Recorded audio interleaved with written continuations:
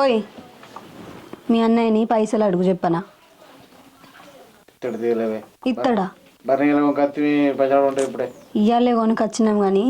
4 వద్దులు ఆగి అడిగినాం అనుకో ఎగ్గొట్టినైనా ఎగ్గొడతాడు రేపు ఇత్తా మా పిత్తా అంటాడా ఇక అంతే మనం వచ్చుకుందాం బర్రె ఏంది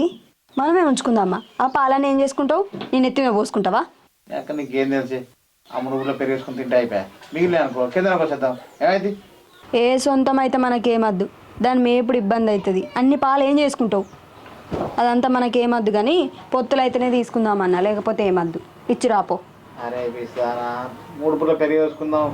అవసరం పాలు మిగిలితే కేంద్రానికి వద్దాం మీకు ఎందుకే కేంద్రం లేదు ఏం లేదు పొత్తులు అయితేనే తీసుకుందాం